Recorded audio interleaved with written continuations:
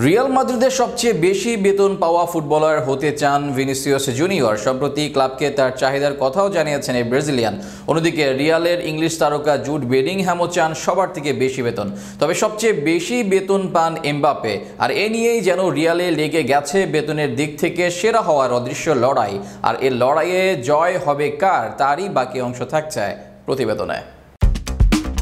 দুদিন আগেও রিয়ালের তারকা ফুটবলার ভিনিসিয়াস বলেছিলেন এমবাপ্পের সাথে তার সম্পর্ক যথেষ্ট ভালো।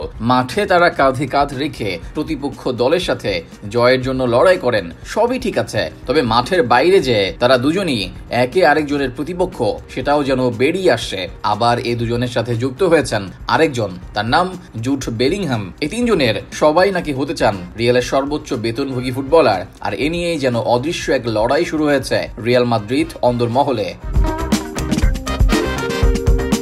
সম্প্রতি ভিনিসিয়াসকে কিনতে আগ্রহ প্রকাশ করেছে সৌদি প্রো লিগ। এজন্য 100 কোটি ইউরো বা 12,664 কোটি টাকার প্রাথমিক প্রস্তাবনা কি দেওয়া হয়েছে। আর সৌদি লিগের এমন আগ্রহের জেরেই রিয়ালের সঙ্গে চুক্তি নবায়নের আলোচনা শুরু করেছেন ভিনিসিয়াস। ইএসপিএন এর এক সূত্র জানিয়েছে, ভিনি চান এমন এক চুক্তি যা তাকে এমবাপ্পে ও বেলিংহ্যামের চেয়েও বেশি পারিশ্রমিক পাওয়া খেলোয়াড় হিসেবে প্রতিষ্ঠিত করবে।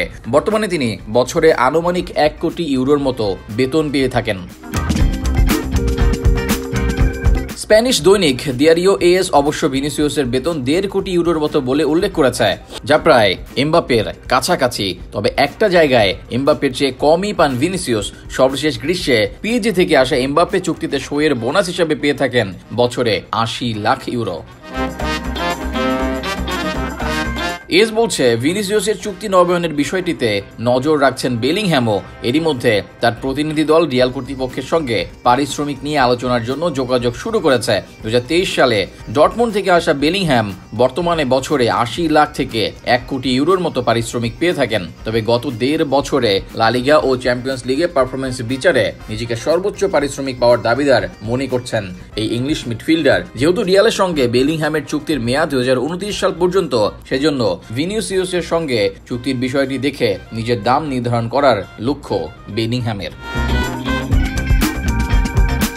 এমন প্রেক্ষাপটে রিয়াল মাদ্রিদে জটিল পরিস্থিতির আশঙ্কা করছেন কেউ কেউ। কারণ ভিনিসিয়াস বেলিংহ্যামের বেতন বৃদ্ধি করা হলে রদ্রিগো, ফেদে ভালভার্দে, এদুয়ার্দো কামাভিঙ্গারাও একই দাবি তুলতে পারেন। যদিও 2018 সালে ক্রিস্টিয়ানো রোনালদোর রিয়াল ছেড়ে যাওয়ার পেছনে পেরেজের সঙ্গে বেতন নিয়ে বনিবনা না হওয়া ছিল মূল কারণ।